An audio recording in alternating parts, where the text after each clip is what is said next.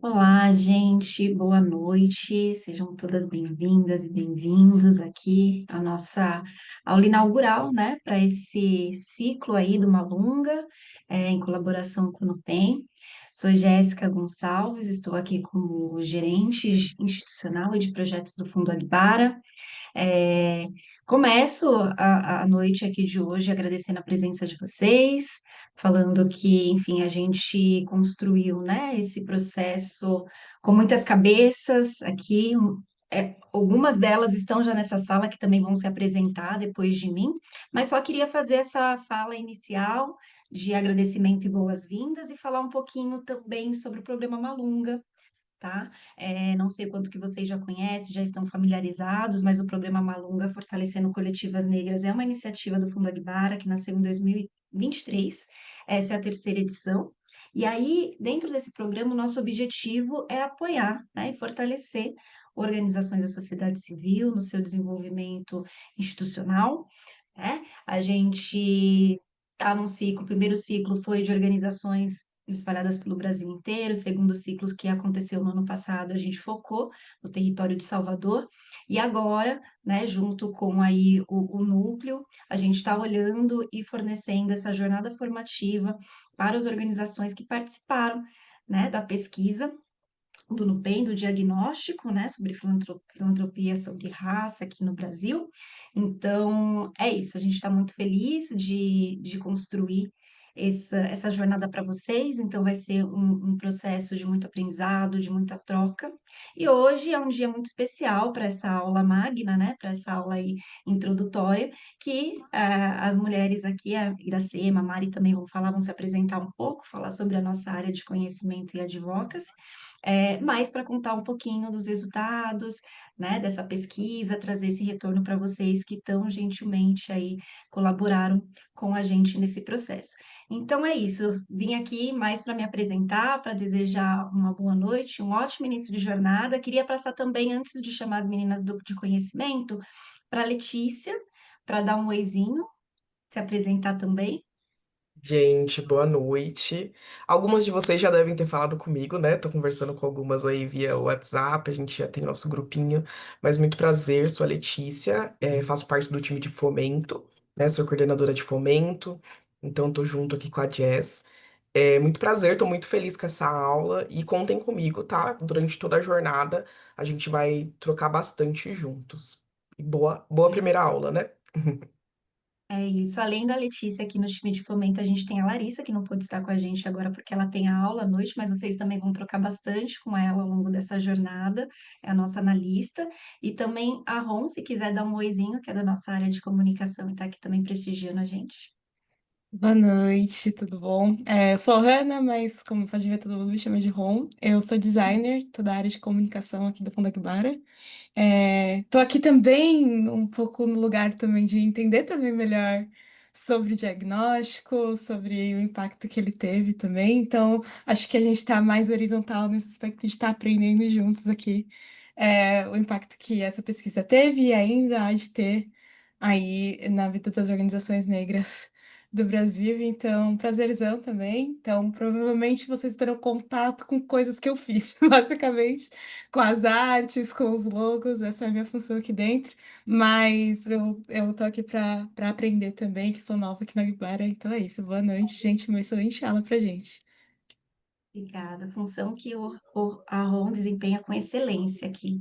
Bom, então agora, sem mais delongas, eu vou passar, né, para as condutoras aí que capitanearam essa pesquisa, Iracema e Mariana. Eu vou ficar caladinha aqui.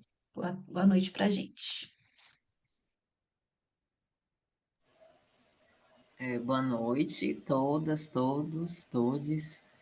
Eu sou Iracema, como bem disse a Jazz, eu sou gerente de conhecimento e advocacy aqui no Fundo. Estão me ouvindo? Acho que tem alguém com o microfone aberto, né? Aqui do Fundo Aguibara. Eu estou aqui junto com a Mariana, que está por aí também, é porque aqui a gente não consegue ver todo mundo ao mesmo tempo, mas a gente trabalhou, nós duas trabalhamos na pesquisa diagnóstica de filantropia, que é um pouco o que nós vamos compartilhar aqui com vocês, os resultados dessa pesquisa, né? Então, Eu sou cientista social de formação, já trabalho com pesquisa já tem algum tempo, trabalho já trabalhei, né, para várias organizações da sociedade civil, para alguns fundos também, sempre pensando pesquisa, mas também fazendo relatórios de avaliação e monitoramento de projetos, então estou aí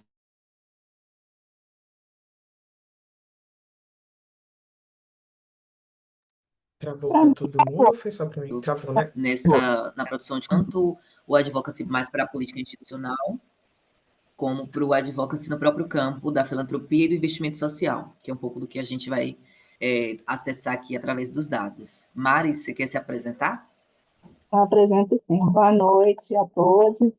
Eu sou Mariana Assis, estou no Fundo de Bara como analista de pesquisa, sou cientista social também por formação, trabalhei em alguns fundos na área de fazendo pesquisa e agora estou aqui na Guibara, na área de conhecimento advocacy, com análise, produzindo dados e analisando dados. É um prazer muito grande compartilhar com vocês um pouco do resultado, né, que nós desempenhamos ao longo desse período da pesquisa.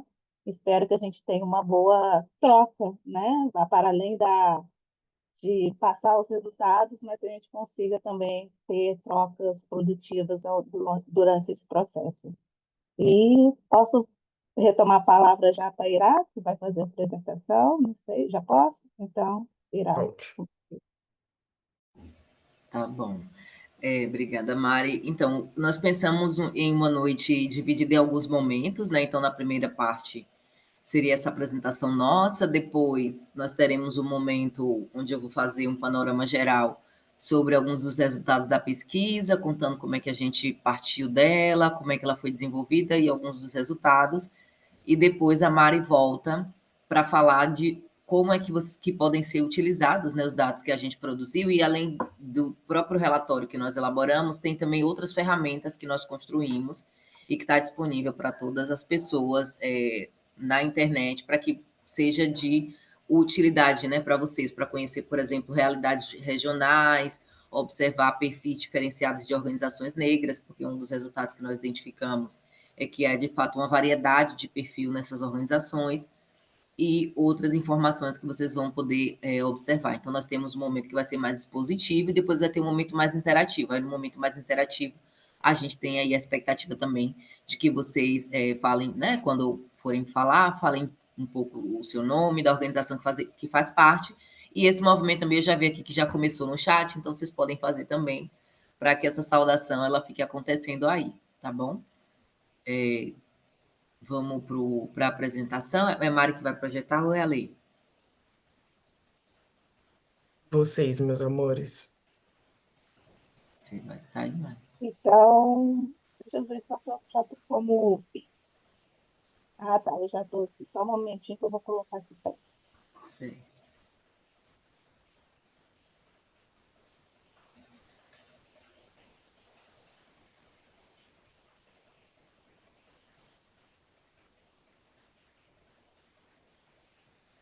E, gente, aproveitando aqui um momento, tá? Se vocês precisarem de alguma coisa, eu tô de olho no chat. Podem mandar, tá? Fiquem à vontade. Certinho. Quer dizer, a gente também, né, Lei? Ai. E aí, Mari? A gente não te ouve. Você tá falando, mas tá com o microfone fechado.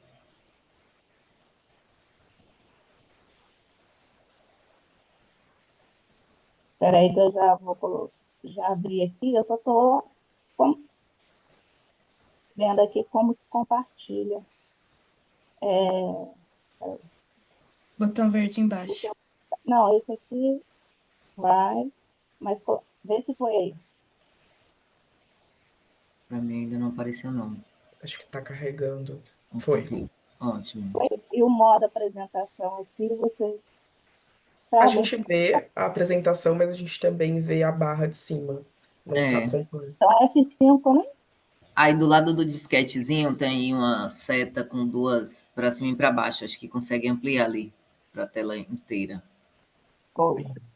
Foi? Para mim ainda não apareceu isso Show. Foi. aí. Bom, então, como já falamos, né? Sejam bem-vindos ao programa Malunga. O programa Malunga no PEN, né? Ele tem essa configuração por conta do nosso compromisso com as organizações que responderam à pesquisa diagnóstico. A gente entende no Fundo Aguibara, né, que a produção de conhecimento ela está ligada tanto a um compromisso com incidir no campo do financiamento nessa pesquisa, né, que propriamente dita a gente está discutindo financiamento e acesso ao financiamento por parte das organizações negras, mas também uma relação de construção junto aos territórios. Então, para a gente é muito importante que tivéssemos esse espaço. Eu também não estou vendo. Eita, Ah, agora está vendo alguma coisa? agora sim. Ah, Que tivéssemos esse espaço, tanto para compartilhar um pouco dos nossos achados, né, do nosso percurso de pesquisa, mas também para compartilhar e ouvir de vocês como é que isso pode ser aplicado, como é que chega nos territórios, como é que pode também alcançar outras pessoas, né, através desse processo. Então, para a gente, a produção de conhecimento ela tem essa relação muito com o cotidiano, né, o cotidiano das organizações. O Agbara também é uma organização negra e que, de certa maneira, acompanha de muito perto, né, porque algumas, inclusive, das dificuldades é vivenciada pelo próprio fundo. Então, para a gente era muito importante que esse diálogo aconteça. Então, a construção desse processo de pesquisa, né, nós estamos propondo nesse desenho, né, essa nomenclatura de organizações negras, porque para a gente já tinha observado outros estudos que foram feitos sobre acesso a recursos, mas eles têm outros recortes, né? Então, tem alguns estudos que são feitos pensando, por exemplo, no conjunto das organizações da sociedade civil, outros estudos que estão observando para as organizações que são lideradas por mulheres, e aí tem, né, as suas interseccionalidades, mas o ponto de partida é olhar para as organizações lideradas por mulheres, e tem alguns que também estão tratando de organizações que são periféricas, né? Então, apesar das pessoas negras comporem, né, em maioria, tanto organizações periféricas, mas também terem uma relação muito próxima e muito presente nas organizações que são lideradas por mulheres, quando a gente está chamando de organizações negras, a gente está olhando para um conjunto de organizações que tem um perfil muito específico. Elas são majoritariamente compostas por pessoas negras, né? Todas as organizações que fazem parte do universo, elas têm esse perfil, e elas têm pessoas negras majoritariamente também nas suas lideranças. E isso vai ter um impacto muito grande, tanto na forma como elas se estruturam, como é que suas lutas são percebidas, né, e como elas são articuladas, até também os desafios que elas vão enfrentar do ponto de vista do acesso a recursos e de estruturas internas de acesso a oportunidades de financiamento. Então, a primeira etapa desse estudo foi fazer um levantamento, né, do que já havia sido produzido por parte de diferentes atores. Então, nós olhamos publicações de outras organizações da sociedade civil, nós olhamos para publicações de acadêmicos, né, para ver o que já se tem produzido em termos de organizações negras, né? E aí o que a gente identificou, por exemplo, é que como perfil, né, nessa ideia de desenhar um pouco o que seriam essas organizações negras, além da sua composição e das suas lideranças, é que a questão do racismo é uma pauta central para essas instituições, ainda que elas não trabalhem só em prol da justiça racial, né? Então, organizações que estão trabalhando com educação, organizações que estão trabalhando com cultura, que inclusive são os maiores, o maior número de áreas de atuação onde elas estão concentradas, essas atuações elas são atravessadas pelo entendimento que o racismo estrutura as relações sociais, e que qualquer ação e reivindicação por justiça precisa passar pelo entendimento de que o racismo penaliza as pessoas negras, né? Coloca posições sociais diferenciadas entre pessoas negras e pessoas não negras, né? Pessoas brancas, pessoas indígenas. Então, essa realidade é uma realidade comum e entendida por essas organizações, e que também o racismo ele tem dimensões. E que dimensões são essas? Né? Ele se manifesta nas relações interpessoais, né? Então, as pessoas no seu dia a dia estão constantemente enfrentando situações de racismo, pessoas negras. Ele tem uma dimensão institucional, então a luta das organizações negras, ela quando estão se dirigindo, por exemplo, à reivindicação junto ao Estado, com relação à violência, com relação ao acesso à oportunidade de emprego, com relação à educação para todos, porque o Estado é um representante que é racista também nas suas práticas, né? E uma dimensão mais sistêmica, né? Que é uma dimensão que está olhando para é quase que uma ideia de que se reproduz e que continua ao longo do tempo, né? Então, ele não necessariamente, por exemplo, se a gente terminasse com, como eu disse, o Estado não necessariamente acabaria com o racismo, né? Então, é uma ideia de que estrutura todas as dimensões das relações sociais.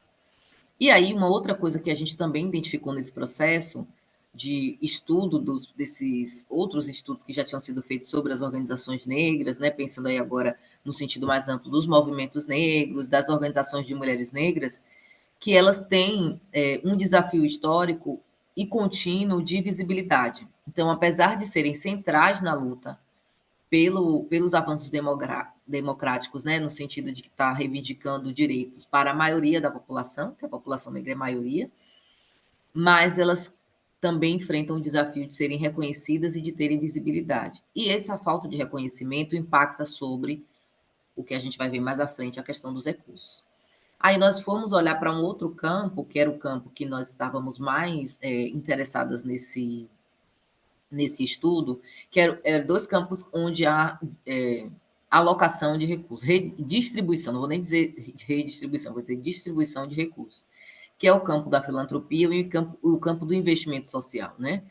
E aí a gente identificou que, por exemplo, um levantamento que já existe no Brasil de uma das associações de investidores sociais do país, que é o GIF, é um censo que acontece a cada 2 anos, que apenas 2% do recurso que é mobilizado por esse campo de financiamento, que movimenta milhões anualmente, é alocado para equidade racial. E aí esses 2% é muito pequeno, né, em relação ao montante dos recursos que são repassados, e aí dentro desses 2%, o percentual de que é destinado exatamente para as organizações ainda é muito menor, porque aí é o conjunto de ações que estão voltadas para a equidade racial. Quando a gente olha para um outro relatório que foi publicado pelo o Black Feminist Fund, que é um fundo global de mulheres negras, elas já tinham também feito uma publicação e elas encontraram que apenas 0,1% dos recursos que são mobilizados globalmente chegam na mão das lideranças de mulheres negras. Então, se o cenário no âmbito nacional ele é preocupante, quando a gente olha para o cenário global, ele não é diferente, ele é tão desafiador quanto. Pode passar, Mari. Então, aqui a gente precisava construir um desenho do onde é que a gente se situava em termos de contribuição, né, para esse conjunto de produção de conhecimento. Então, a gente identificou que as organizações negras, elas não são representadas nos levantamentos nacionais, porque eles não têm esse recorte, né? Elas são, o IPEA, que é um órgão do governo, faz esse levantamento, mas ela tem duas limitações. Uma limitação é que não tem esse recorte, como organizações negras, e que também só mapeia organizações que possuem CNPJ. Então, a maior parte das organizações que não são formalizadas, a maior parte das organizações negras que não são formalizadas, por exemplo, não entrariam nesses levantamentos. Uma outra questão que a gente identificou também é que, quando a gente está falando de organizações negras, a gente está falando exatamente de uma iniciativa, né, de movimentos, de coletividades que estão pensando em mudanças e em transformações para um conjunto da população, né? Não necessariamente ações individuais. E isso tem isso vai fazer muito sentido quando formos lá na frente observar qual é o tipo de ação que é financiada majoritariamente pela iniciativa privada no Brasil. Outras coisas que a gente também observou é a falta de estudos em ampla proporção, né, em relação às organizações. Tem um conjunto robusto até de estudos sobre organizações negras, movimentos negros, né, movimentos de mulheres negras, mas são estudos geralmente de caso, então são analisados uma ou outra organização, né, não tem um mapeamento nacional como foi esse que a gente fez. Esses estudos também, né, eles faltam do ponto de vista do número, mas também faltam do ponto de vista da análise das mulheres negras, que era também das nossas questões de pesquisa, né? Ver como é que estavam as mulheres negras no âmbito dessas organizações. E uma outra colaboração que a gente traz com esse estudo é a questão de olhar para o financiamento para a equidade racial. Nos últimos anos, aí desde o assassinato do George Floyd, lá nos Estados Unidos, né, teve uma onda de mobilizações em diversos países e que teve um impacto muito grande no setor de financiamento. A partir desse episódio, e mais do que do episódio, né, mas das movimentações sociais que decorreram desse fato trágico, houve uma discussão mais forte com relação à diversidade e inclusão, a financiamento para a equidade racial, mas pouco se olhou como é que se comportou o investimento nesses últimos anos no Brasil. Então, a nossa proposta era de observar como é que quem financiou equidade racial nos últimos anos, onde alocou recursos, já que a nossa experiência ali estava mostrando que organizações negras não receberam recursos oriundos dessa pauta, né? Dessa orientação mais global e que teve um impacto também nacionalmente.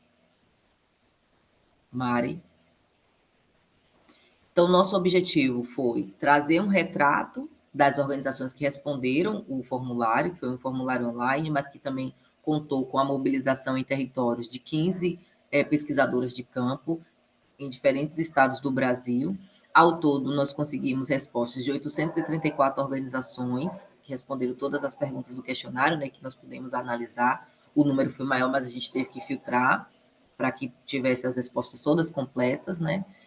Nós perguntamos, era um dos nossos objetivos de pesquisa, entender como era que se dava a atuação dessas organizações e também como era que se dava a relação delas com relação ao recurso.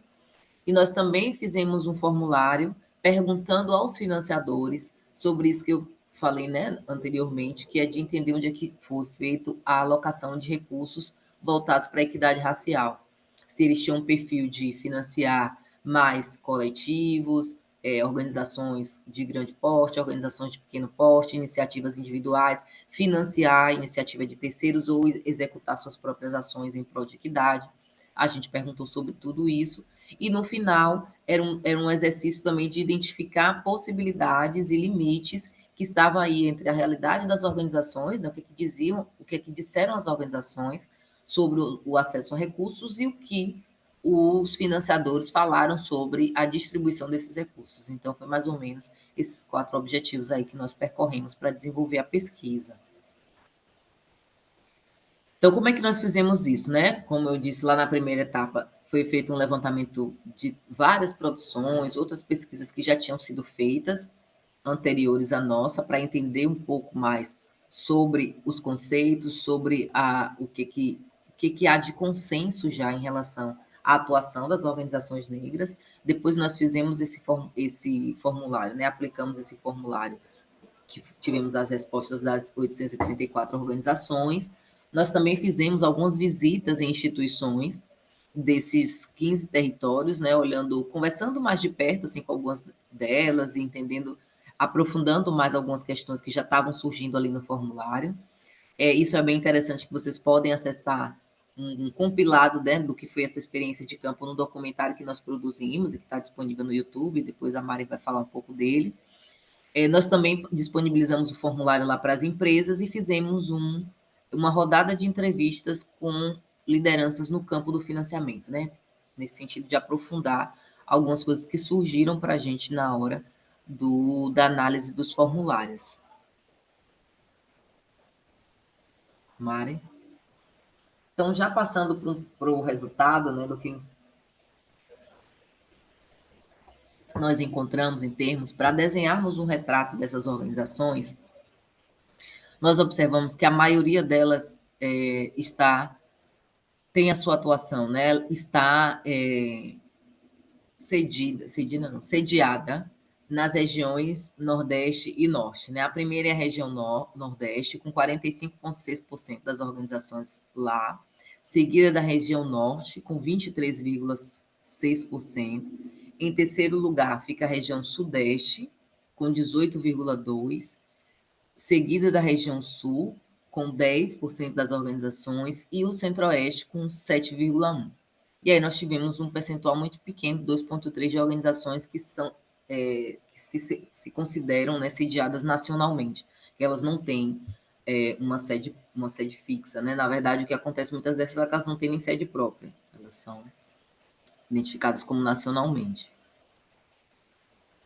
Mari. Quando nós perguntamos sobre a autoclassificação dessas organizações, o que nós observamos é que a maioria delas, né, o número 1 de maior incidência, se declaram como coletivos, para 30%, né? 30% delas se declaram como coletivos, seguida de associações, que são 22,9%. Então, essas são a maioria das organizações. E aqui eu quero destacar um ponto que para a gente foi bem interessante, que é observar que quando a gente está olhando para coletivas e coletivos, né, são organizações que são mais... É um perfil de organização mais recente, né, que tem uma estrutura mais horizontalizada, que geralmente não são formalizadas, que não tem ata institucional. Ela geralmente tem uma estrutura mais diferenciada, né, de um movimento, de um perfil de movimento social mais recente. Quando a gente olha que o segundo perfil mais comum das organizações negras são as associações, aí a gente já tem um perfil completamente diferente dos coletivos. As associações, elas tendem a ter registro, elas tendem a ser formalizadas. Então, isso é interessante porque quando nós formos observar lá na frente como é que se dá a distribuição de recursos, no geral, as organizações acessam poucos recursos. E aí a gente começa a perceber que, independente de ser formalizado ou não, essas organizações, elas não necessariamente estão deixando de ter dificuldades com acesso a recursos, né? E aí, numa proporção menor, abaixo dos 10%, nós temos as comunidades, outros, né, outros perfis de autoclassificação de organizações, as que se declaram como organizações da sociedade civil, ali em torno de 7,7%, e depois outros perfis, né, como os institutos, em 5%, aquelas que se autodeclaram movimento negro, 5% também, movimento social, 4,2%, e em proporções menores, né, em percentuais menores, aquelas que se declaram como rede, como organização filantrópica e como cooperativas. Quando nós olhamos para o perfil em termos de tempo de existência, aí tem uma outra característica que é muito semelhante àquela que dialoga, né, com a que eu falei anteriormente. Eu disse que a primeira proporção, a proporção mais recorrente, né, eram de coletivas, e coletivos geralmente são instituições mais recentes, né? Então, quando a gente olha para cá, o maior percentual de organizações negras, elas estão ali entre 2 e 4 anos de existência, 22,1%, se a gente pode olhar aqui na segunda coluna, da esquerda para a direita, né? E o segundo mais incisivo está lá na pontinha da direita, que são aquelas que têm mais de 20 anos de existência. São 21,7% das organizações. Então, vocês veem que, majoritariamente, o perfil dessas organizações que nós estamos encontrando aqui, elas são novas, e tem um outro grupo também grande, que são organizações bem antigas, né, que tem, inclusive, mais de 20 anos. E aí, se vocês olharem para as duas colunas da direita aqui, entre 11 e 19 anos, são quase 20% também, né, que é 19,4%. Então, se a gente soma aqui 19 com 21, a gente vai ter aqui quase 40%, né, 40 ponto alguma coisa, de organizações que têm mais de 10 anos. Né? Então, desse conjunto de organizações, quase metade delas tem mais de 10 anos de existência. Né? E ainda assim, na hora de acesso a recursos, na hora das dificuldades, né, fiquem com essa informação aí guardada, que vocês vão perceber que elas não se diferenciam tanto de dificuldades que organizações mais novas também enfrentam. Do ponto de vista da atuação, né? A atuação é um critério muito importante quando a gente olha, por exemplo, para o campo que está financiando, né? Geralmente, o financiamento se estrutura por pautas. Então, sei lá, apoiam a educação, organizações são voltadas para a cultura, outras organizações são voltadas para o financiamento na luta por direitos, né? Então, o campo do financiamento se estrutura um pouco nesse sentido. E aí, quando a gente olha para as organizações negras, essa lista de formas de atuação, cada organização podia marcar quantas quisesse, né? Então, Por isso que ela cresce muito para a lateral, né, na horizontal. Então, aquela categoria, né, aquele perfil de atuação que teve maior incidência nas organizações negras são organizações que trabalham com a cultura. São 71,2% das organizações trabalham com a cultura. A segunda maior incidente é a área de educação, né, com 60,1%, e a terceira é a luta por direitos humanos, 51%. Então, direitos humanos, educação e cultura estão acima dos 50%, mais da metade das organizações atuam. Muito próximo aos 50% tem empreendedorismo social e solidário, que está ali com 40,6%. Então, essas 4 frentes de atuação, elas são as mais recorrentes. Quando a gente olha, aí depois vocês vão descendo, vai diminuindo o percentual, né? Então, ali na faixa etária dos 30, tem a comunicação, depois gênero e sexualidade, meio ambiente e saúde, impacto social, assistência social, direitos da população LGBTQIAPN+, alimentação para a soberania alimentar, ficam aí entre 30% e 20%. Abaixo dos 20% tem as novas economias, a tecnologia e inovação, assessoramento, esportes, advocacy, pesquisa científica, segurança pública, que ficam aí entre 20% e 10%. E abaixo dos 10% tem outros, pessoas com deficiência e governo e inovação política. Aqui é importante que a gente sempre destaca nas nossas apresentações que nós observamos que a grande maioria dessas organizações atuam em mais de uma frente, quase 90% delas. Para ser mais exata, 89,3% das organizações atuam em mais de uma frente. Quando nós calculamos a média, né, para ter mais ou menos, se a gente coloca a quantidade que todas atuam e divide pelo número delas, a gente conseguiu encontrar que, em média, elas atuam em 5 frentes. E esse é um ponto também que já é diferente de como o financiamento se organiza. O financiamento não se organiza, por exemplo, em múltiplas ou numa perspectiva interseccional, né, que está olhando ali para as múltiplas formas de atuação. O financiamento não se estrutura assim. O financiamento geralmente é direcionado para uma área específica. Então, isso já aponta uma dificuldade entre a forma como trabalham as organizações negras e a forma como o financiamento insiste em repassar recursos para as organizações. Pode seguir, Mari. Uma outra pergunta, né, que nós fizemos, que era a nossa curiosidade, era olhar para o perfil das lideranças. Nós observamos que quase 90% das organizações têm lideranças de mulheres negras cis, né, que são 89,2%. O segundo perfil, né, por gênero mais recorrente são dos homens cis, 43,8%. 6,8% são lideradas por mulheres trans, 3,5% têm, né, homens trans na sua liderança, 6,2% tem pessoas não binárias nas suas lideranças e 2,6% tem pessoas travestis em suas lideranças. Isso aqui também é uma outra característica, é um outro elemento que nos faz entender como dentro do universo das organizações negras, o perfil das lideranças também é diversificado do ponto de vista do gênero, né? E isso é muito interessante para a gente observar e conhecer como é que elas funcionam. Pode passar. E aí nós chegamos numa outra parte, né? Saímos um pouco do retrato e agora vamos para a relação com os recursos. Quando a gente observa a relação com os recursos, a gente vai visualizar aqui. Olhando para esse gráfico 15, vocês estão vendo aí a média de recursos captados no ano anterior, né? Essa pesquisa foi realizada em 2024, e a gente está perguntando aí às organizações em relação aos recursos de 2023. E aí a gente observa que de R$ 1 a R$ 500, 28,5% das organizações foram que elas arrecadaram ao longo do ano. Então, à medida que a gente vai descendo, vai aumentando a faixa de recursos e essas barras amarelas vão diminuindo. Que quer dizer o quê? Que à medida que aumenta o valor do recurso, diminui o percentual de organizações negras que acessam.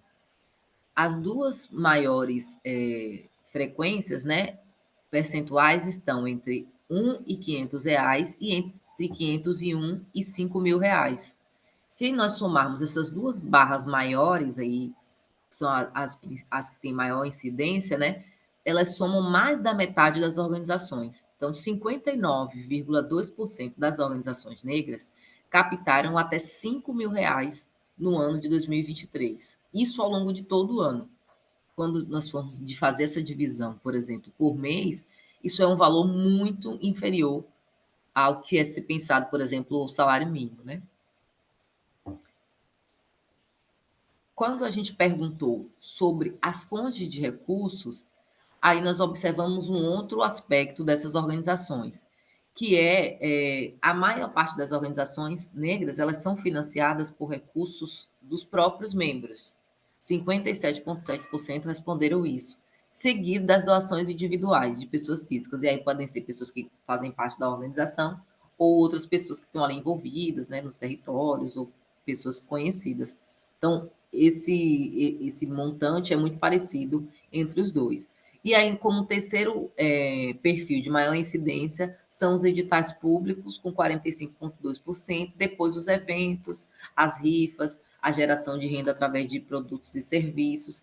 Então, até ali, os 32%, né, são majoritariamente compostos por iniciativas dos próprios componentes. Então, ou eles financiam com seu próprio dinheiro, ou fazem iniciativas para arrecadar dinheiros para sustentar as organizações.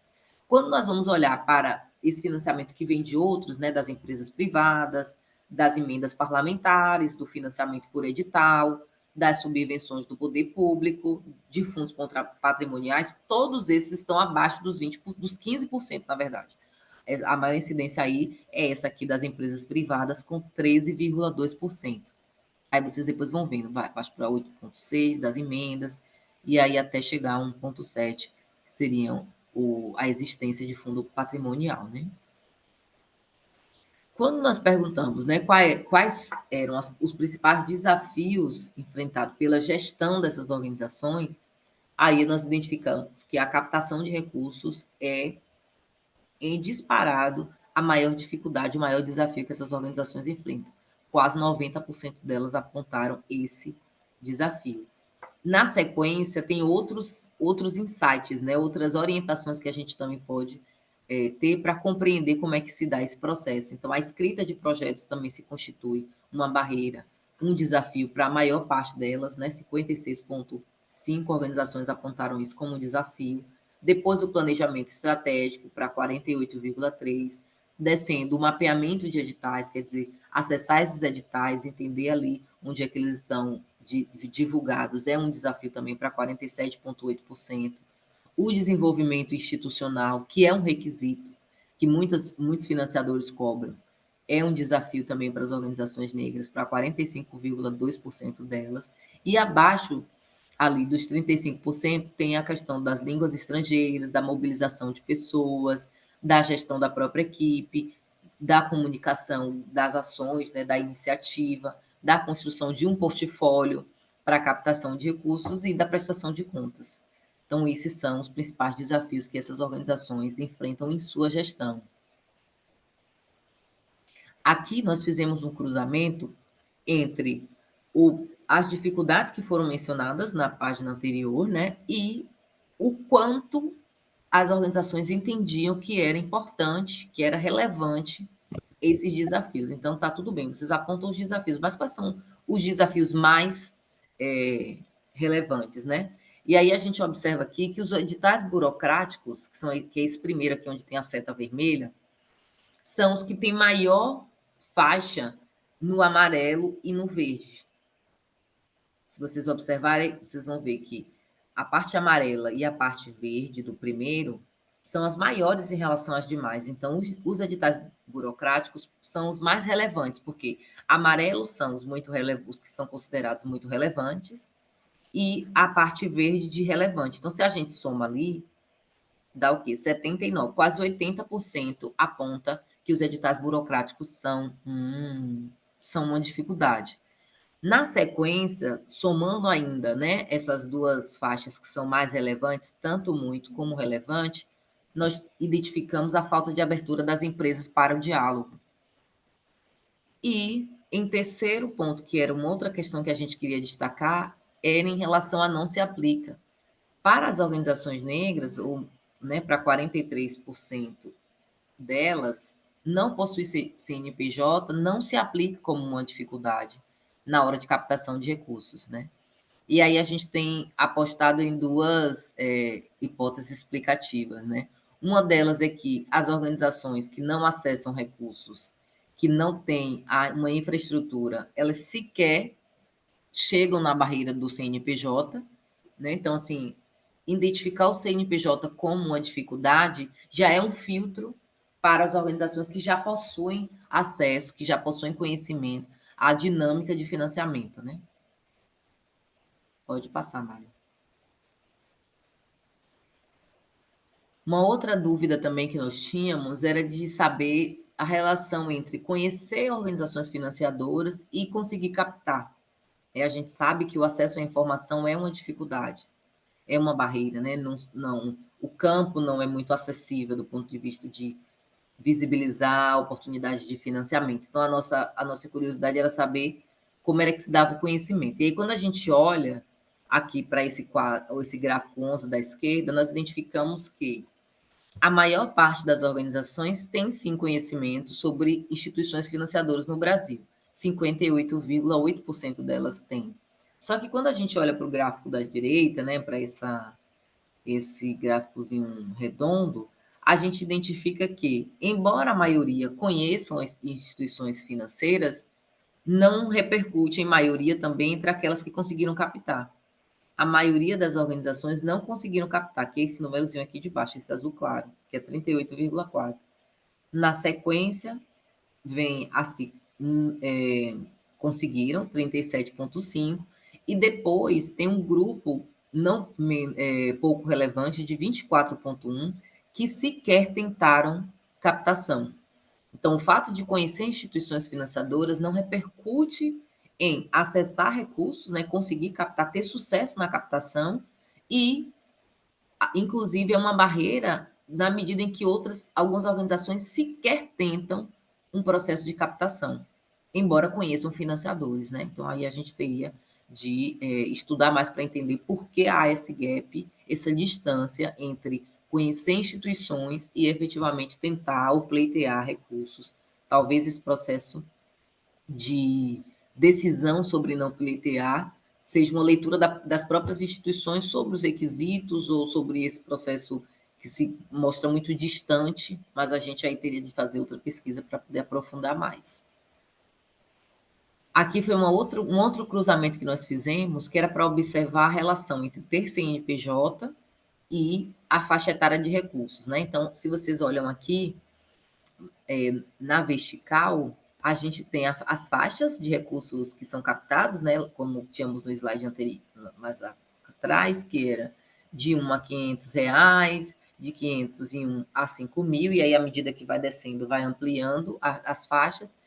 E entre as cores aqui dessa barra da horizontal, a parte vermelha é a parte de que organizações não têm CNPJ, no percentual de quem não tem CNPJ, e a parte amarela, que para mim aqui é amarela, mas é um amarelo quase mostarda, é das organizações que possuem CNPJ.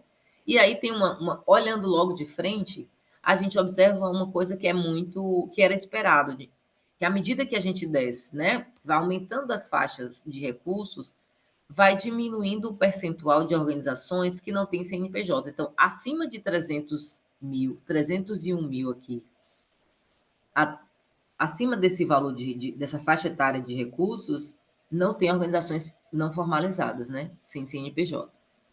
Então, organizações que não têm CNPJ, elas conseguem captar aqui até os R$ 300 mil, que é essa faixa aqui vermelha de 26,3%. Mas eu quero chamar a atenção para vocês que, por exemplo, nessas faixas etárias aqui de cima, ou de 1 a 500 e de 501 a 5.000, existem aqui nessa parte amarela um percentual que não é pouco expressivo de organizações que captam das faixas menores e possuem CNPJ. Né? Então, tem 30% aqui capta até R$ 500 e 34% entre 501 e R$ 5.000. E aí, quando nós perguntamos, né, se as organizações entendiam, né, avaliavam, ou o quanto avaliavam que o racismo impactava sobre a captação de recursos, a grande maioria delas, né, responderam que contribui muito. Então, 72,9% afirmaram que o racismo contribui muito para o processo de captação de recursos. E aí agora nós vamos ter algumas informações, né, sobre o campo do financiamento. É importante destacar que o número de respostas que nós tivemos dos financiadores foi bem baixo, foi um número de 22 organizações, instituições, né, que responderam, mas nos ajudou no sentido de ter mais ou menos uma noção de como é que era como é que se deu o financiamento, né? Então, a maioria delas, das 22, 15 afirmaram que tem iniciativas para a equidade racial. Aqui a gente consegue ver na esquerda. E 7 disseram que não tem iniciativas para a equidade racial. Quando a gente pergunta como é que se dá o modelo, né, dessas iniciativas, a maioria delas tem uma iniciativa do ponto de vista transversal para a equidade racial. 12 responderam. E aí, somente 5 disseram que tem ações com foco em equidade racial, e 5 não responderam essa pergunta. Mari? Quando a gente perguntou sobre se elas tinham dificuldades em financiar organizações, né, da sociedade civil, negras, a maioria delas disseram que tinham dificuldades sim. 13% afirmaram que sim. E aí, quando nós perguntamos quais, né, se elas poderiam relatar quais as dificuldades, aí elas apontam dificuldade por falta de recursos para fazer isso, e também apontam alguns aspectos que as organizações não dispõem para poder acessar os recursos, que é ausência de gestão e capacidade operacional, falta de sustentabilidade dos projetos para que não tenha uma dependência daqueles recursos, falta de maturidade operacional, né? E somado a isso, tem outras situações como redução do financiamento global para a temática e também falta de alinhamento entre o que as organizações trabalham e o que os financiadores estão ali desenhados para financiar. E aí, já finalizando essa parte, algumas conclusões que nós chegamos, né, é isso, essa apresentação ela é uma síntese de uma publicação maior, que vocês podem acessar, a gente vai compartilhar direitinho, mas o que a gente, né, separou para trazer aqui para vocês, assim, é isso, a gente entende que o financiamento para as organizações negras, ele é muito importante, porque é isso, elas estão muito comprometidas com mudanças mais estruturais, né, do ponto de vista de mudança da legislação, de proposição de políticas públicas, elas estão eminentemente reivindicando bem-estar, direitos para uma coletividade, né? Não são iniciativas de indivíduos, são iniciativas compostas por pessoas, mas que estão lutando e atuando em prol da melhoria de vida de coletividades, né? Coletividades negras. E, embora elas tenham um legado já consolidado de atuação na garantia de direitos para a população negra, né, e para o conjunto da população, elas estão muito à margem dos recursos financeiros quando a gente está olhando para os recursos que a filantropia e que as grandes fundações, fundos no Brasil estão alocando. Empresas também, né? Nós observamos que, embora as organizações negras elas majoritariamente atuem na cultura e na educação, que são as principais áreas de financiamento privado, na verdade, eu não sei se é a segunda ou é a terceira, que é saúde, elas não estão na linha de frente do financiamento dessas áreas, né? Então, isso aí é um outro conflito que a gente identificou com a pesquisa. O que a gente observa também? Que os recursos que a filantropia e que o investimento social privado estão alocando, eles reproduzem a invisibilidade das organizações negras na medida que não alocam nas organizações negras, né, não investem nas organizações negras para promover a equidade racial. Eles estão olhando para outros atores e não as organizações negras, né? Então, a filantropia tem trabalhado na sua ação para reproduzir um lugar de marginalização das organizações negras no financiamento.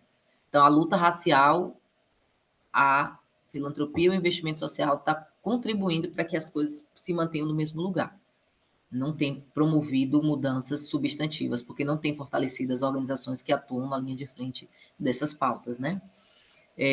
As ações que elas estão desenvolvendo, que elas, né, respondem que estão desenvolvendo, são ações transversais, né? São ações que são desenvolvidas pelas próprias empresas, pelas próprias instituições. E aí, quando a gente pergunta que tipo de ações são essas, eles consideram como contratação de consultoria de pessoas negras, contratação de estagiários negros, contratação de pessoas negras para compor as empresas, ainda que a maioria das pessoas negras estejam nas áreas de administrativas, nas áreas que não tem poder de decisão, inclusive desses próprios financiadores que alocam recursos, né?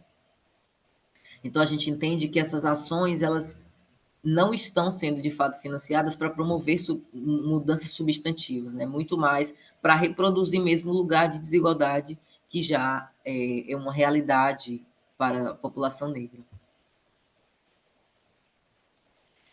E aí, um outro ponto que a gente também chegou à conclusão é que, assim, se a filantropia, né, se o investimento social tem se pautado numa perspectiva de transformar socialmente, como é verbalizado em seu discurso, não é isso que tem sido feito. Então, é preciso investir nessas organizações. Essas organizações que estão buscando e estão trabalhando em prol de mudanças estruturais, mudanças que rompam com a lógica, que rompam com a desigualdade, que produzam ou criem outra sociedade, uma sociedade que traga mais inclusão, e não inclusão, né? Que traga garantia de direitos para toda a população, que respeita todas as pessoas em suas diversidades. Então, essa lógica de mudança, de ruptura com a estrutura que está dada, está no âmbito da atuação das organizações, mas não está no âmbito do financiamento. O financiamento não está fazendo isso. O financiamento está alocando a maioria dos recursos em instituições que não estão comprometidas com a transformação. Uma outra coisa que a gente também identificou, e aí esse gráfico a gente nem trouxe nessa apresentação aqui, mas está lá no nosso relatório, é que o investimento em organizações negras é um investimento que chega na ponta, é um investimento que chega nos territórios, nas periferias, nas comunidades quilombolas, nos territórios urbanos, mas também nos territórios rurais. Então, nos territórios que enfrentam as consequências dos desastres que estão acontecendo. Então, assim, que também as organizações negras não têm sido reconhecidas nesse lugar de financiamento climático, né? É uma pauta que está em disputa, mas elas não estão sendo pensadas aí. E elas têm uma atuação direta e já histórica nesses lugares. Então, a gente também entende que precisa ampliar isso, e aí o nosso objetivo em compartilhar, em trazer para escutar de vocês também os resultados dessa pesquisa, é para que essa mensagem, essas informações, elas circulem, né? Elas cheguem às outras pessoas, porque a gente precisa levar isso para o campo dos financiadores. E, por fim, que a gente também identifica a necessidade de ampliar, né? Essa pesquisa é uma primeira versão, né, nesse modelo, é uma pesquisa que tem muitas limitações, que a gente aprende todo dia que apresenta ela e que conversa com outras pessoas, outras possibilidades, porque surgem outras perguntas, mas a gente entende que é um pontapé inicial para uma discussão muito importante que precisa ter com relação ao financiamento para a equidade racial, para promover mesmo justiça nesse país tão desigual, né, que tem sua riqueza construída com base no trabalho das pessoas negras, mas na hora de garantir o básico ainda demanda muita luta, né? Então, até aqueles que no discurso se propõem uma transformação não estão de fato comprometidas com ela, porque não estão investindo em organizações negras. E com isso eu finalizo aqui a minha parte e muito obrigada, né? Só vou finalizar com uma frase que a gente coloca, que é essa: a filantropia não reconhece as organizações negras como agentes centrais do financiamento, relegando a população negra a condição de beneficiárias. E por que a gente está dizendo isso? Porque quando a gente advoga, né, vai para os encontros lá dos financiadores e fala disso, eles dizem, não, mas a gente está financiando essas grandes organizações brancas E as pessoas negras é que são beneficiárias das ações, né, que são lá, que estão lá nos projetos. Mas não é essa lógica que a gente quer, né? Não é uma lógica de reprodução de desigualdade, onde as pessoas brancas ganham dinheiro para fazer projetos com as pessoas negras, e a gente sabe que esses projetos têm outra conotação, não é uma conotação de fortalecimento político, de fortalecimento identitário, de ruptura com estruturas de desigualdade, né? Muito pelo contrário, é mais um lugar de reprodução daquela lógica de caridade, de favorecimento. Então, assim, é nesse lugar, essa estrutura que a gente quer romper. Então, era isso que a gente queria trazer para vocês. Muito obrigada.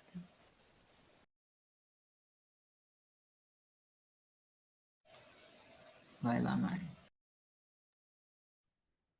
Prontinho, pausei aqui. Acho que a gente ainda tem alguns minutinhos, 10 minutos para um diálogo. Aí eu queria fazer a provocação, se alguém quer comentar alguma coisa, tem alguma dúvida, fica à vontade nesse tempinho curto para a gente ir para a próxima atividade aqui de pensão.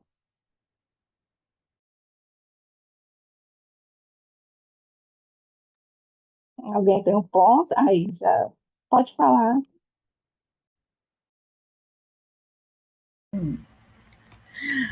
Não, mas eu direi. Tentando achar abrir o microfone aqui que eu estava perdida. Eu sou Turi Monibu, sou do território quilombola de Abacatal e trabalho não, na verdade a gente convive com um projeto que é o CAC Quilombola, o Centro de Acolhimento de Cultura Quilombola, que é um espaço de valorização da nossa identidade, né? E foi aqui, assim que nós chegamos para responder as perguntas, o formulário, né? E ao Fundo Aguibara. Para a gente, o que a Iracema acabou de falar é a nossa realidade, porque a gente vê as propagandas que tem investimento para territórios tradicionais em todo canto, mas não chega nos territórios onde é a ponta que faz toda a movimentação, onde quem trabalha, quem luta, se desdobra para fazer essa transformação, né? E aí, vendo o resultado dessa pesquisa, só perpetua o que a gente já vivencia na pele, né? Que é o colonialismo imperando e a tutela. Eu odeio essa fala, tutela, mas é isso. A maior parte das ONGs, das organizações, vê a gente como sem capacidade para gerir recursos. E parece que a gente só sabe fazer cursos, cursos, cursos, e a gente vive na prática, não na teoria as coisas, né? E aí a gente vem tentando. E eu não falo só dos territórios tradicionais, quilombolas, indígenas, ribeirinhos, dentro das favelas, dos bairros mais empobrecidos, é onde tem gente que mete o pé e não desiste dos seus, né? Mesmo assim, as organizações ainda acham que a gente não tem capacidade de se organizar, de levar projetos para frente. E aí acaba ficando nessas organizações embranquecidas, porque quando tem esses eventos, a gente não está lá. Eu ouvi uma frase muito ruim, que eu me senti muito mal no GIF. A minha liderança está aqui comigo. Eu ouvi isso muito, porque eu tive a oportunidade de ir com o Funda Guibara, né? E as meninas me olhavam assim e se abaixavam. E elas viam que eu estava indignada de ouvir as pessoas dizendo: cadê a minha liderança? Como se a gente fosse propriedade, sabe? De estar expondo assim. Olha que eu trouxe. Eu vou ficar por aqui porque o negócio pega quando é comigo. É isso. Obrigada por compartilhar. Eu só não consigo ver quem estava na fila antes, se era Alan ou Maria. Aí eu já passo para vocês e vou pedir só para a gente ser breve, porque tem uma outra etapa logo na sequência. Então, a palavra está com um de vocês. Oi, é o Alan gravando por primeiro. E eu queria só falar com vocês que aqui em Minas Gerais, onde que eu moro no Vale de Jequitinhonha, tem muito essa questão que vocês abordam, que é a questão de eles usarem a gente para falar as coisas que a gente queria falar. Só que aconteceu um movimento aqui muito recente, interessante, que foi a abertura de um campus do IF, do IFNMG, voltado para a questão quilombola e ribeirinha e indígena. Então, assim, pode ser um ponto de referência para começar a mudar um pouco essa questão. Só que ainda está muito assim, está muito no começo e a gente precisava de todo mundo, assim, do Brasil todo abraçar essa ideia. Porque a proposta do campus quilombola seria exatamente fazer isso, formar essas pessoas, porque muitas das vezes fala que a gente não tem formação para atingir esses espaços, formar essas pessoas para conseguir esses espaços. É isso. Obrigado. Nós que agradecemos. Maria. Boa noite, Maria Aparecida Márcio, do Tocantins, eu sou da Lagbara. Eu só pedi a fala porque eu e as jovens, aqui eu sou a mais velha do grupo, tem as outras mulheres das comunidades, a gente funciona muito como conselheira, mas a jovem, então a gente tenta preparar essa jovem porque eu não vou viver para sempre. É para que elas possam fazer essa pegada. Só que o que eu percebi, que quando eu estava assistindo esse diagnóstico, quando eu fui responder, eu ficava pensando assim, mesmo quando tem, a gente conheceu esse Black Feminist. Primeiro veio tudo em inglês, aí a gente conversava veio no português, certo? Eu leio inglês, mas as meninas não leem. Mas eles ficam olhando a cabeça quem indicar. É claro que nós lá do interior do Tocantins, nós temos grande sonho em muitos projetos, mas nós não vamos ser escolhidos. Aí veio uma outra que me conheceu falando lá na TED, em Belém, na TEDx ou TED, não sei bem. E aí eu estava falando do trabalho que a gente faz dentro das escolas, com as comunidades, com a juventude. E aí uma mulher me ofereceu um microcrédito, eu nem sabia o que que é microcrédito. Depois eu fiquei pensando, mas o que que ela quer? É um grupo branco da Nova Zelândia.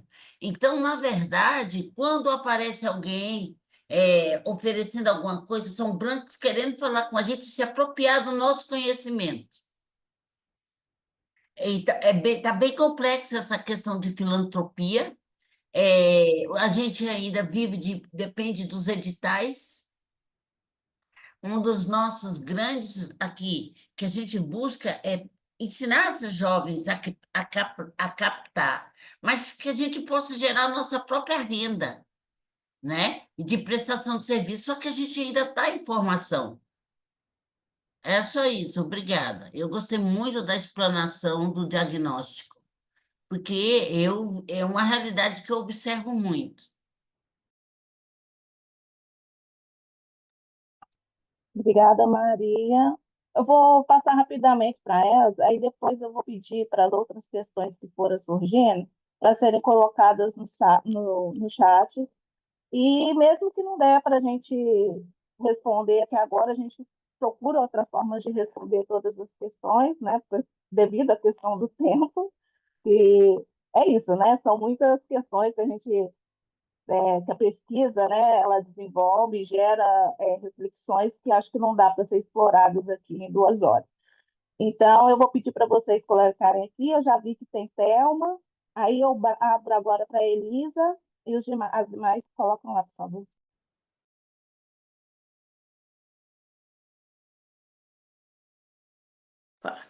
Oi, pessoal, boa noite. Meu nome é Elisa Pereira, eu sou daqui de Salvador, né? Eu sou uma mulher negra que está à frente de um projeto que é o Entre Ladeiras e Balacandãs.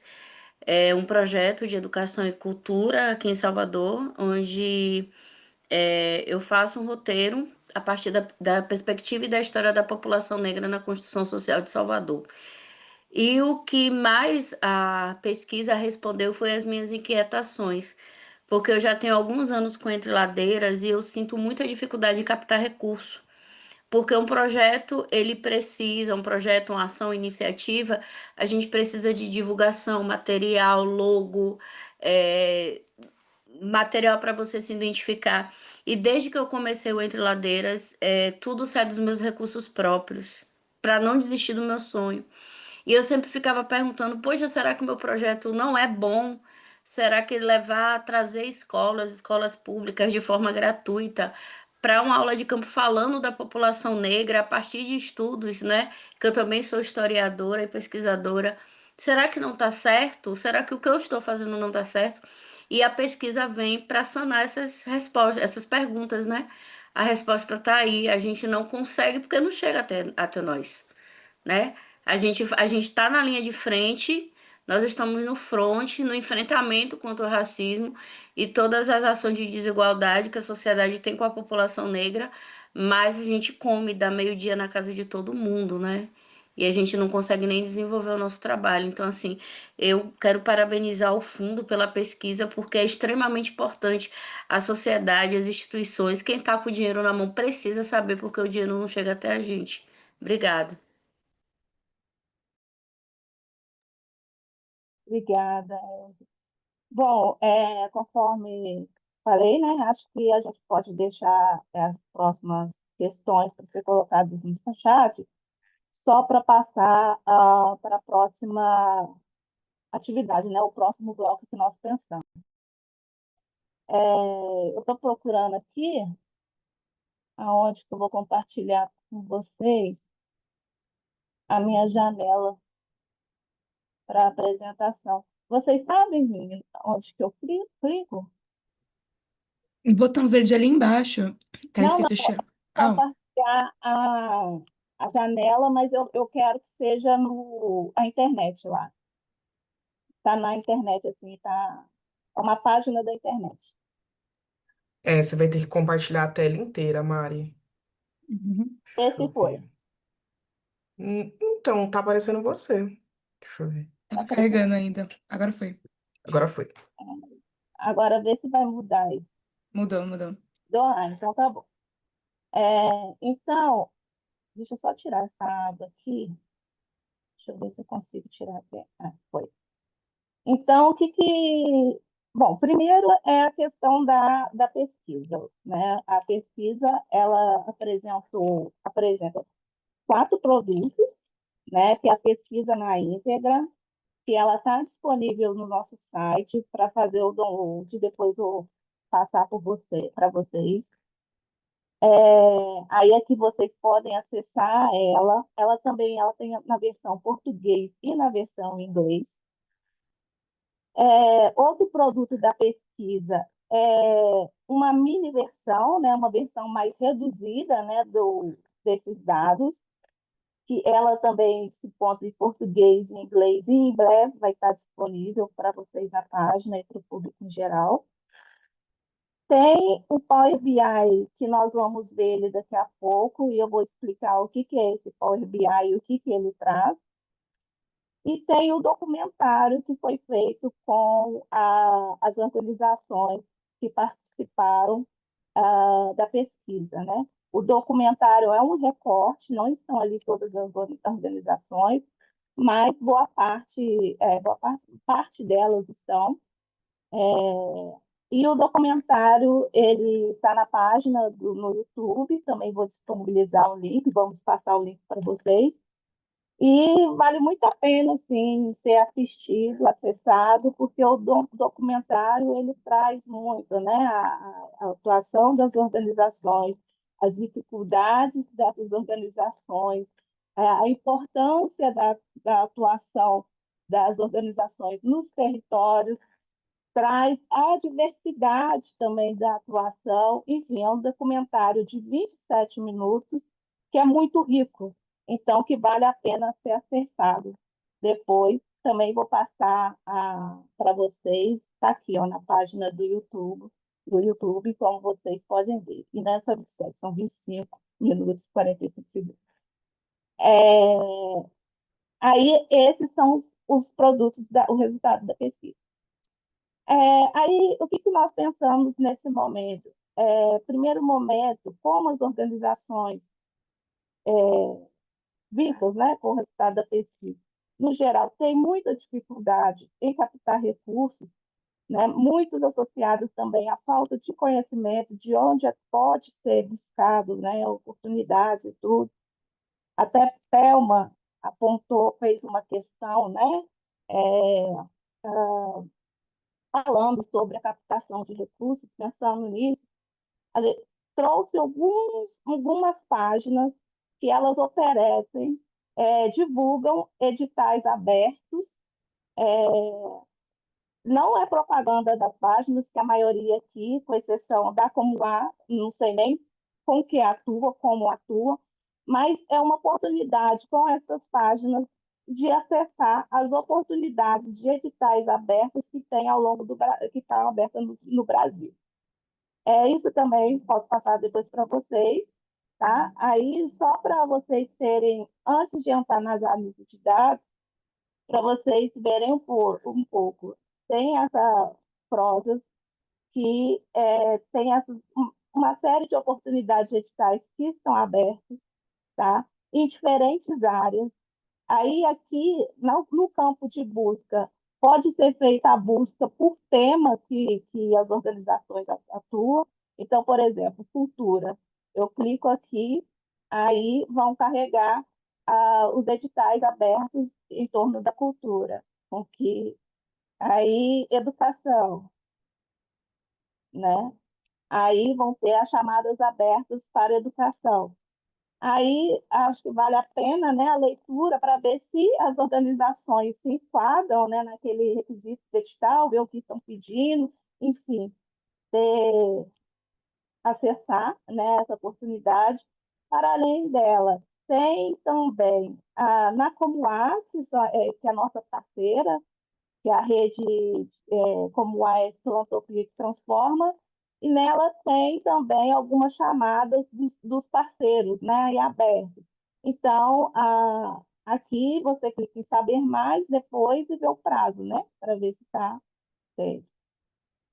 Tem a ABCR, né, que é a Associação Brasileira de Captadores de Recursos.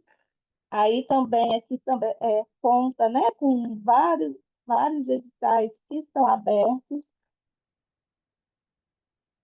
Aí também pode ser feito nesse site.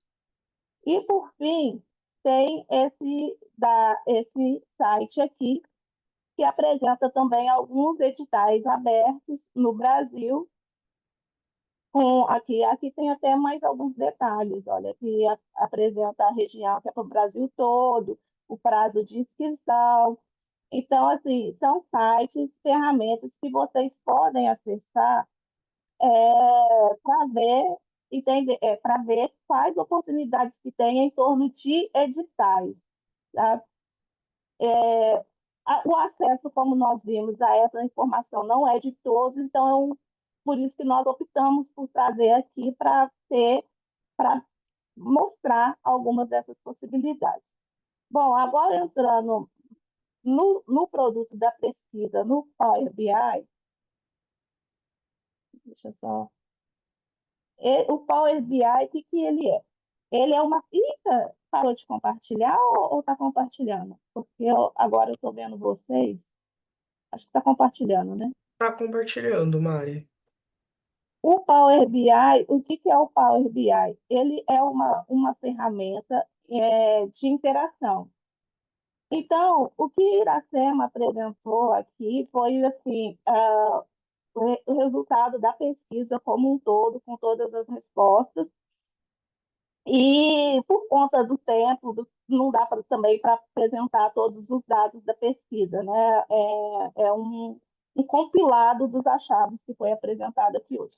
E o Power BI, ele é uma ferramenta interativa e a gente consegue fazer recortes, selecionar informações que a gente deseja. Então, assim, tem os dados das 834 organizações, mas se você deseja saber questões, perfis específicos, você tem como fazer isso por aqui, e isso é que eu vou mostrar aqui agora. Porque, né, a utilização também do Power BI. Porque com ele a gente consegue pensar em dados, né, que para nossa incidência no dia a dia, seja na atuação ali, seja também para a formulação de editais. né? Então, se você quer pleitear um edital, você pode acessar o dado da pesquisa, do diagnóstico, como fonte na escrita, né? Fazendo referência da escrita. Aqui não tem por objetivo que você saia aqui agora, expert em Power BI, não, mas no sentido mesmo de apresentar essa ferramenta e para vocês verem, né, como que ela é interativa e tudo mais, e depois vocês podem navegar aí, fazer esse acesso posteriormente. Aí, como disse, aqui o Power BI ele possui 5 páginas. Aqui tem um total ó, de 1 a 5. Eu não sei se quando eu mexo o mouse dá para vocês verem, mas tem um total de 5 páginas. E nessa primeira página, e todas elas traz dados da pesquisa, né? Da primeira à quarta são dados das 834 organizações mapeadas. Aí na quinta página vai ter dados do investimento social privado e da filantropia, e né, também responderam, que também fizemos pesquisa.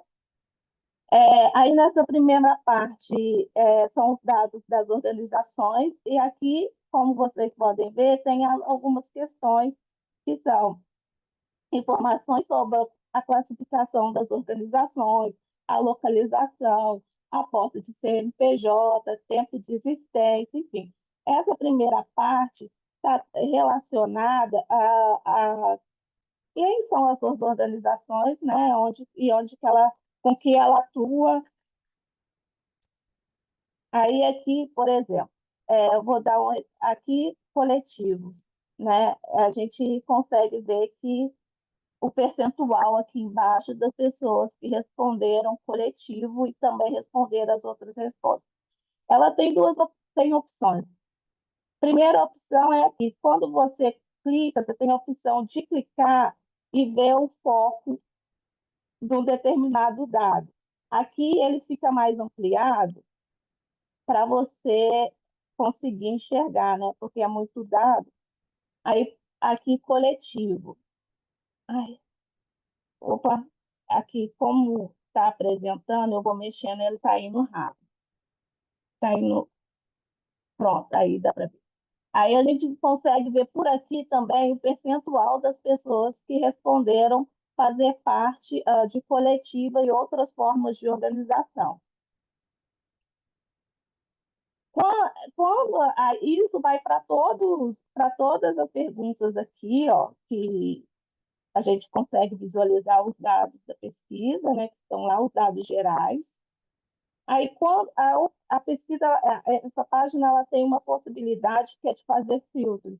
Então, além de informações gerais, como são essas que estão aparecendo sobre as organizações, a gente pode filtrar. E esse filtro pode ser feito de 2 maneiras. Uma é clicando em cima da informação que você deseja. Então, eu quero saber, por exemplo, quantas organizações têm entre 5 e 7 anos. Aí você clica aqui, a gente vai ter esse tipo de informação, que são 143 organizações. Aí aqui vai ter todas as informações da página referente a esse filtro que foi selecionado aqui. Aí, não, acho que vamos ver se dá para perceber, mas quando a gente faz filtro aqui, seja através do clique, muda a cor, ó. Aqui está de uma cor, tá vendo? Mas quando a gente clica entre 5 a 7 anos, por exemplo, ó, a cor muda. Isso que significa que todas as demais informações mudaram e está só fazendo, e é só sobre as organizações que atuam entre 5 e 7 anos. Outra opção de fazer essa seleção de filtro, né, de interesse, né, é por aqui, por essas setinhas aqui em cima. Que aí se você quer saber informações específicas, só para coletivo, só para comunidade, ou então o território de atuação, né, o tipo de território que essas que as organizações atuam, ou por região, enfim, são diferentes filtros de possibilidades, são diferentes possibilidades que podem ser feitas por aqui para saber informações específicas. Aí, na página seguinte, na página 2,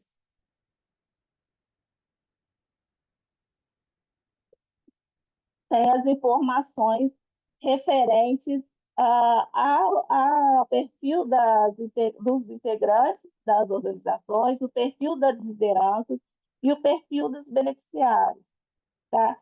Aí, aqui é a mesma coisa, o mesmo processo de filtro lá pode ser aplicado aqui, que é clicando em cima de um dado específico, né? Igual aqui, eu cliquei em cima, ui, aqui está carregando agora, eu cliquei em cima do perfil de pessoas beneficiárias, da raça dessas pessoas, e pode ser feito também aqui, nesses três, nessa setinha, né? Que tem três barrinhas. E essas são as possibilidades de filtro: alta classificação, região, estado, segmento de atuação, área de atuação, urbano ou rural, se atua em território tradicional e qual tipo, o tipo de território e as ações que as organizações fazem.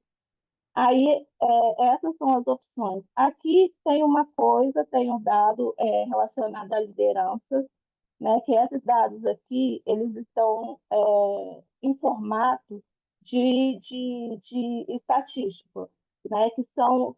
O que é esse formato? Quando tem dados grandes, costuma ser usado medidas de tendência central para entender como isso se expressa. Isso acho que não é importante se ater de dados aqui, mas acho que é importante explicar porque, né, é uma informação que está aqui, mas a média, até a Iracema já apresentou o que seria a média, que seria o resultado, né, de todas as lideranças que tem, dividido pelo total de organizações. A mediana seria aquele que está no meio termo, é como cada valor tivesse, que as pessoas apontaram, fosse colocado em ordem crescente, e a gente consegue ver o meio. Então, se uma organização falou ter quatro, que é essa que está no meio, outras falaram seis, outras falaram dois, outras falaram oito. Então, quando colocado em ordem, né, o quatro é esse valor. E o que isso significa? Isso quer dizer que as lideranças, né, no geral, elas estão, a maioria das organizações, ela tem ali em torno mesmo de quatro, cinco pessoas na liderança. São dados mais próximos, né? Então, são dados próximos de pessoas na liderança. Aí, aqui também segue, né, com essa opção de filtros e tudo mais, que é o dado 2. O 3 aqui traz algumas informações sobre os recursos e os desafios enfrentados por essas organizações, as dificuldades. Aí, aqui, eu vou, por exemplo, aqui tem os dados gerais das organizações que foram apresentados na pesquisa, na apresentação de Iracema, e vamos supor que eu quero saber a região das organizações que estão captando menos. Aí a gente tem a possibilidade de fazer esse filtro aqui. Então, eu vou colocar como exemplo o norte, tá? Aí, quando a gente aplica o norte, ó, já mudou alguns dados. Eu não sei se deu para ver ao clicar aqui, mas eu vou desclicar e desclicar novamente. Ó, descliquei. Aí, aqui eu vou focar no dado de 1 a R$ 500, nos dados gerais, que são 28,5% das organizações. Quando clica aqui no norte, a gente percebe que 32% das organizações captam entre R$ 501 e R$ 5.000, e 34,5 de 1 a R$ 500. Ou seja, em relação ao total, o norte, a região norte, ela está captando menos valores, né, pelo total de percentual apresentado. Esse tipo de ajustes também são feitos aqui pelo FIO. Aqui tem um dado que é sobre as dificuldades de atuação das organizações. Aí, esse azul aqui é maior a dificuldade, né? Quanto mais aqui na extremidade, são os dados que foram apresentados com muita relevância em termos de dificuldade. E quanto mais no interior, são menos as dificuldades e a questão de não se aplicar. Esses dados aqui, quando você clica, ele não tem como ele não interage, sabe? Ele só tem as informações gerais mesmo.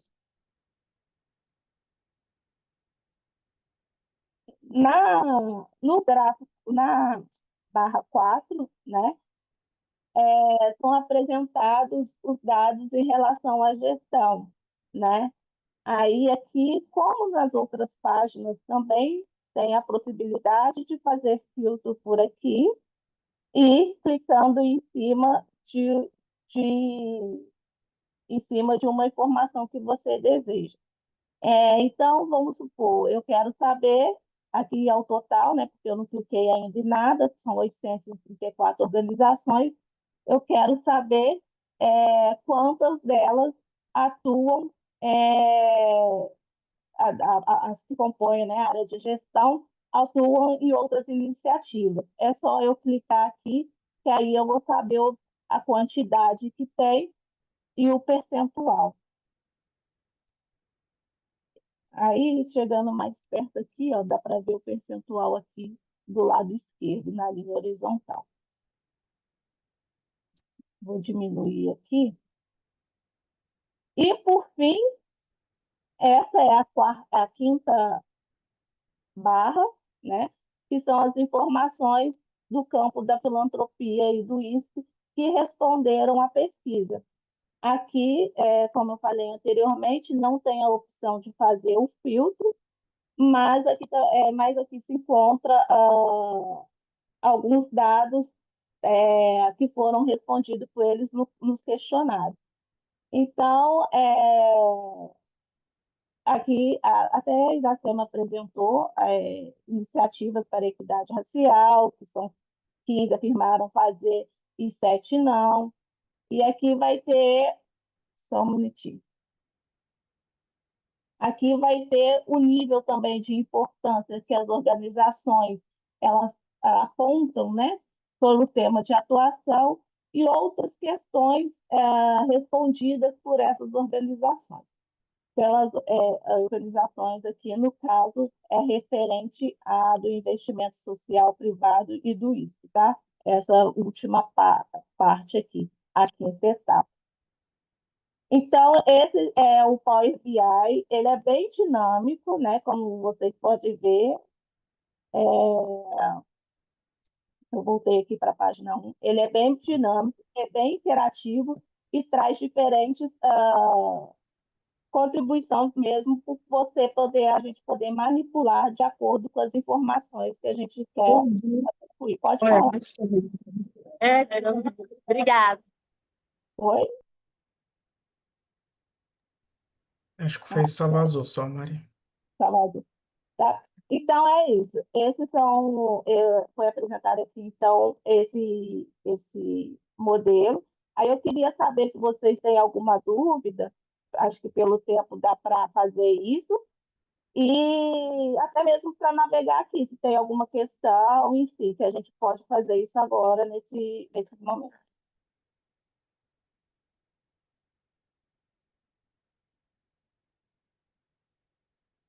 E quem não puder, não conseguir falar, gente, pode mandar no chat também que a gente lê. Ah, é. Oi, Oi, Valquíria, ouvimos você. gente, deixa eu ver se a minha luz tá boa aqui. Acho que agora tá. Na verdade, eu não vou mentir, eu fiquei um pouco curiosa para entender. Bom, entendo que hoje é o primeiro dia de aula, né? Ainda tem bastante informação que eu acho que a gente vai captando ao longo. Mas, por um exemplo, eu, né? Eu ainda sou uma pessoa que está iniciando, não vou dizer que eu sou um coletivo, eu sou uma ONG, porque eu, de fato, estou iniciando nesse meu projeto. E aí eu queria entender, a base, essas pesquisas que vocês estão pedindo para a gente fazer, elas vão dar o quê? Referência e fortalecimento para as atividades que estamos fazendo ou para os recursos que estamos em busca?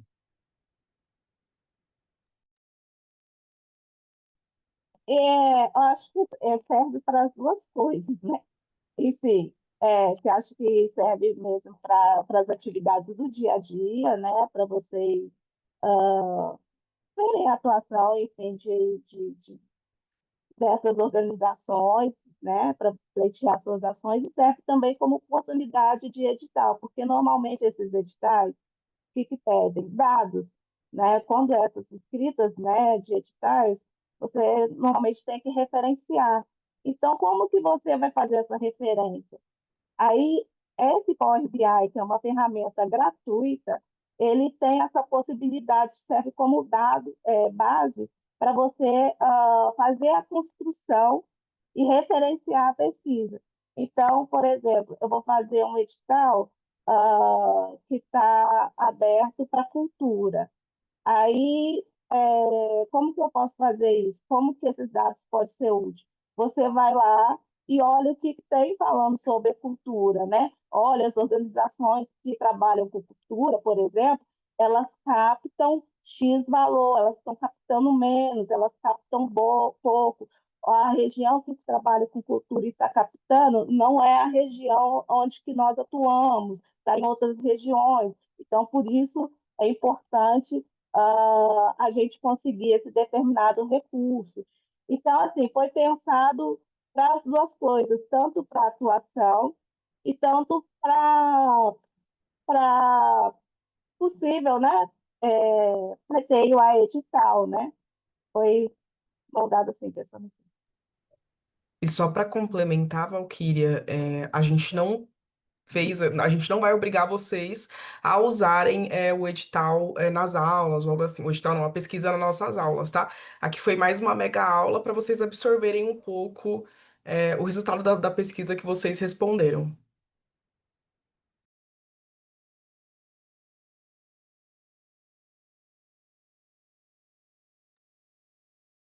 Perfeito, então, obrigada. Nada.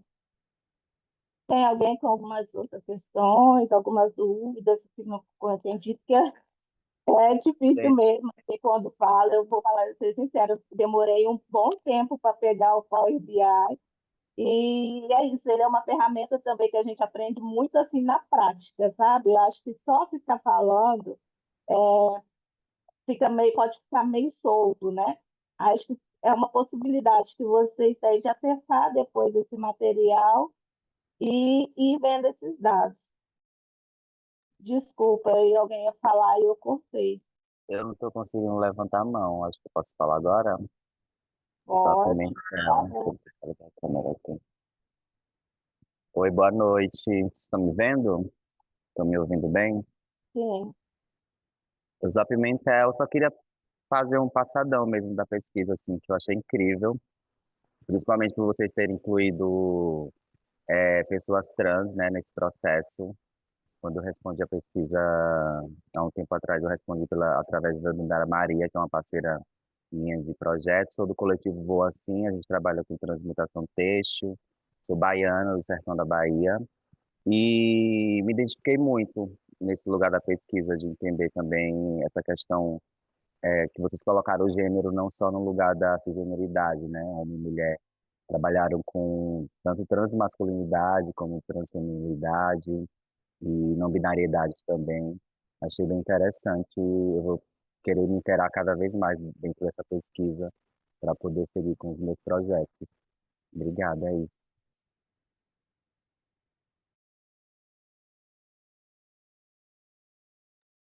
Obrigada por compartilhar. Tem alguém mais com algum ponto?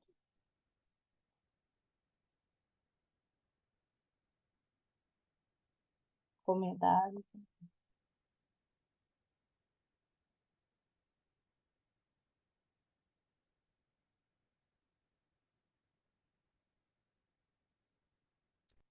Eu posso fazer um breve comentário, rapidinho? Qual? Sei que eu tô aqui um pouco como Fuangbara, mas ao mesmo tempo eu tô aqui aprendendo sobre a pesquisa e me encantando também, mas também já tendo atuado em movimentos sociais, eu acho que o que é importante reforçar, pelo menos o que eu tiro dessa apresentação, é a importância da gente que está em organizações, que está em movimento social, de se apropriar desses dados. Tanto internamente nas nossas organizações, eu acho que às vezes, quem faz parte da organização, às vezes a gente tem esses conflitos, né? Do tipo, não saber exatamente, sabe a importância, mas ao mesmo tempo tem aqueles pequenos desencontros, né? Do que por que é importante, por que que a gente está direcionando para tal lugar. Eu acho que essa pesquisa, com tudo que apontou, ajuda muito a dar um pouco de referência para a própria organização, para entender os próprios direcionamentos, né? Para onde a organização vai, ou o que a organização precisa. Mas eu acho que reforçar também o que a Mari trouxe, né? Tipo, a gente conseguir cruzar esses dados para poder ter argumento, né? Porque às vezes a gente fala, pô, trabalho com cultura, trabalho com moda, e tentar provar a relevância do porquê a gente precisa desses recursos, do que a gente precisa para continuar tendo impacto nos nossos territórios ou nos pequenos lugares em que a gente atua, às vezes fica meio difícil de argumentar, né? Para a gente é óbvio, né? Mas quando a gente está pedindo dinheiro, às vezes, para algumas organizações, a maior parte delas, elas não entendem o óbvio, né? E não entendem essas nossas dores. E eu acho que o grande trunfo de ter uma pesquisa dedicada para isso é justamente esse. Da gente conseguir ter mais. Deveria bastar só as nossas vivências e essas necessidades, mas agora a gente tem mais argumento para conseguir utilizar para a captação de recurso, para poder justificar as nossas ações, para conseguir ter mais impacto nos territórios. Então, eu queria colocar esse comentário, que eu acho que é um grande trunfo mesmo dessa pesquisa. Achei bem massa mesmo, então, só reforçando esses pontos aqui para todo mundo, que eu acho que é isso. Acho que dá para usar dentro do curso, dessa jornada, mas eu acho que o pacto vai muito além, né? Cria argumentos, cria base para a gente conseguir falar com mais força aquilo que a gente precisa para as nossas organizações.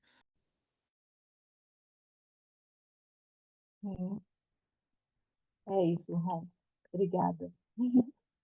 Tem uma pessoa, eu não consigo ver o nome, que está com a mão levantada, mas, por favor, pode falar. Oi, boa noite. Estão conseguindo me ouvir direitinho? Alô? Oi, oi, Estamos oi. Estamos te sim. ouvindo, estamos te Ah, ouvindo. Tá ouvindo sim. a Ah, gente? beleza. Sim, sim, estamos ouvindo. Aqui é a Jéssica Valoar e estou aqui junto com a Raquel Cardoso, né, representando o coletivo Ponta de Lança aqui do estado do Amazonas, né? E assim, eu não tenho nenhuma dúvida, né? Pelo contrário, assim, eu gostaria de fazer uma fala no sentido de parabenizar a iniciativa, né?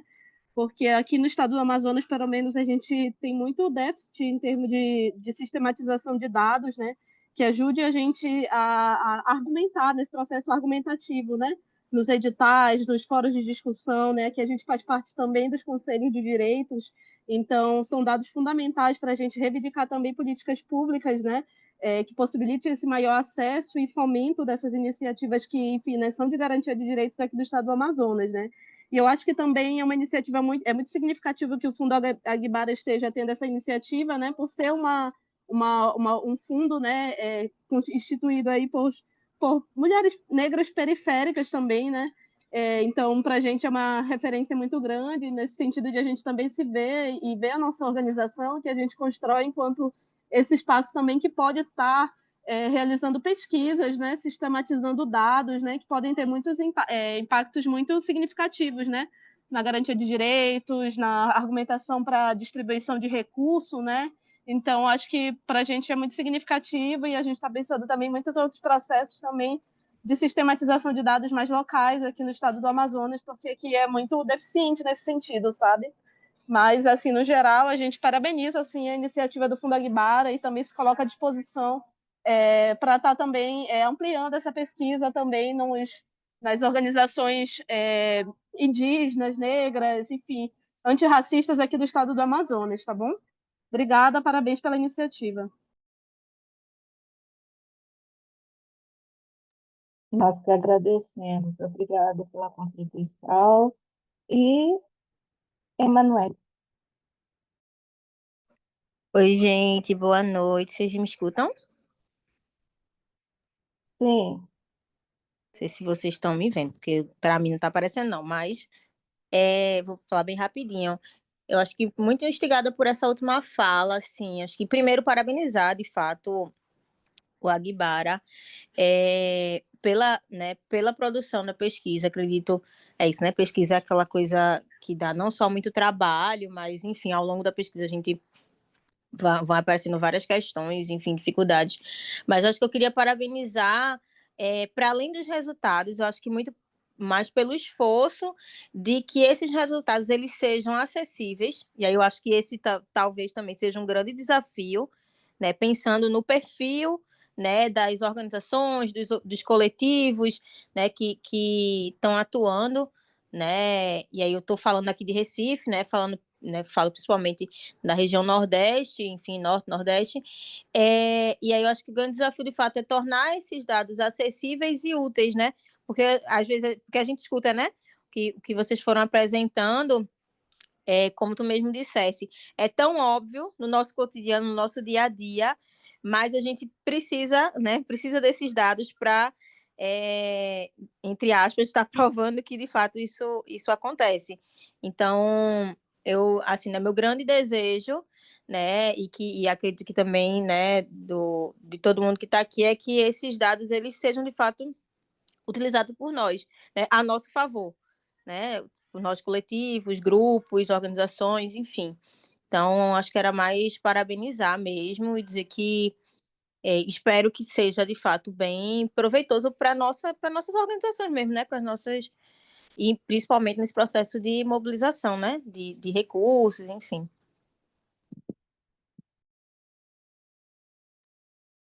obrigada. Tem mais algum ponto? Antes, eu queria só reforçar que, tipo, quem não pegou, né, essa, o RBI, que foi, acho que foi até a Iracema que colocou aqui, e outras informações da pesquisa, eu já até montei o e-mail, eu vou mandar para vocês, né, vou compartilhar com Letícia e ver como mandar para vocês, mas vocês vão ter acesso, não se preocupe com isso, tá?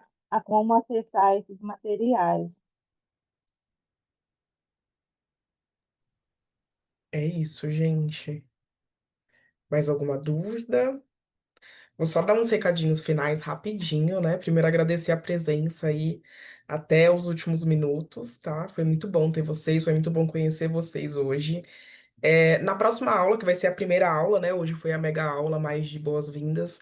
A gente vai poder conversar um pouco mais sobre alguns procedimentos técnicos. E aí a gente conversa também sobre as próximas aulas, tá? Que vão ser no total de 5 aulas. A ideia é que seja uma vez por semana. Então, toda quinta-feira. A primeira aula de vocês vai ser no dia 21. Acredito que todo mundo já recebeu aí o link da agenda, tá? Em relação a essa coisa de lista de presença que vocês trouxeram, não precisa se preocupar, a gente consegue aqui automaticamente puxar a lista de presença. A gente enviou para vocês um manual, então, por favor, leiam. Pode ser que vocês estejam com dúvidas que tá ali no manual. Então, leiam. E se tiver dúvidas também depois de ler, vocês podem trazer, que a gente sempre responde por aqui, por WhatsApp e por e-mail. E é isso que a Mari trouxe depois da aula, né? Amanhã a gente manda para vocês todos os links, todo o material, gravação. Então, fiquem tranquilas, tá? E é isso. Alguma dúvida nesse momento? Marília, é isso, tudo certo? Então, bora descansar, gente. Obrigada pela presença até agora e nos vemos no dia 21, viu? Óbvio que vamos estar conversando com vocês ao longo dos dias, mas é isso. Obrigada, boa noite, bom descanso para vocês. Obrigada, gente. Beijo. Boa noite, gente. Boa Namastê, noite, boa gente. Até a noite. próxima. Boa noite. Boa noite, até a próxima. A próxima.